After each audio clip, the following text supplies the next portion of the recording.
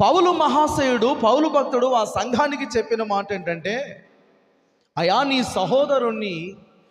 సహోదరుని నీవు నిరాకరించడానికి వీలు లేదు, వారిని తృణీకరించి వారి మీద తీర్పు తీర్చడానికి వీలు లేదు. తీర్పు తీర్చేవాడు ఎవరు? దేవుడని ఆయన ఉన్నాడు. నీవు నేను ఎలాంటి వారమో, నీవు నేను ఏ క్రియలు కలిగి ఉన్నామో, మనము చేసే ప్రతి పనిని బట్టి, మన క్రియలను బట్టి నీతి కలిగిన న్యాయాధిపతి అయిన దేవుడు ఒక రోజున ఆయన సింహాసనం ఎదుట మనం నిలబడినప్పుడు వాని క్రియలు చొప్పున వానికి తగిన మెప్పు ప్రతిఫలాన్ని దేవుడు ఇస్తాడు.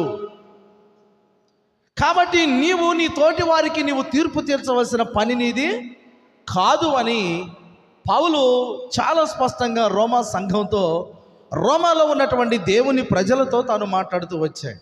స్తోత్రం చెప్పండి. ప్రియమైన దేవుని సంఘమా, అయితే ఇప్పుడు ఎవరు మనకు తీర్పు తీర్చి ప్రతిఫలం ఇచ్చేది? మనకు తీర్పు తీర్చి ప్రతిఫలం ఇచ్చేది ఎవరు?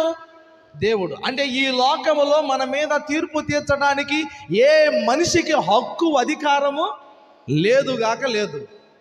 ఒకవేళ నువ్వు తీర్పు తీర్చడానికి నువ్వు సిద్ధపడి పలాని ఆయన ఇట్లా, పలానామి ఇట్లా అన్నావా, దేవుని ఉగ్రతకి ఏమైపోతావు?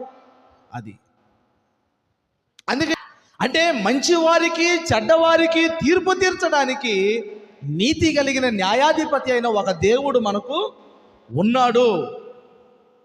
అప్పటి వరకు నువ్వు నేను ఏం చేయాలి తెలుసా? నోరు మూసుకొని మౌనంగా ఉండటమే మనం చేయాల్సిన పని. ఎందుకనంటే మన నీతికి తగినట్లుగా ప్రతిఫలం ఇచ్చేది ఎవరు?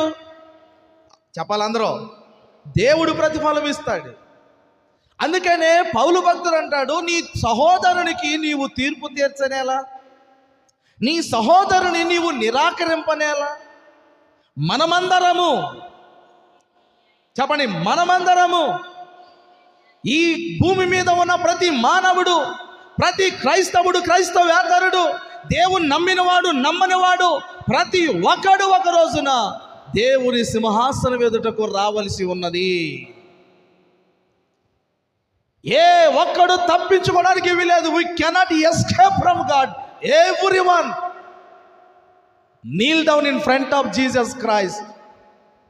ఆయన ఎదుట నీవు నేను మోకాలి వేసి ఆయన ఎదుట నిలబడవలసిన వారమై ఉన్నాం. అందుకనే పౌలు అంటాడు, ఇప్పుడు చదవండి, మనమందరము దేవుని న్యాయపీఠం ఎదుట నిలుస్తాం.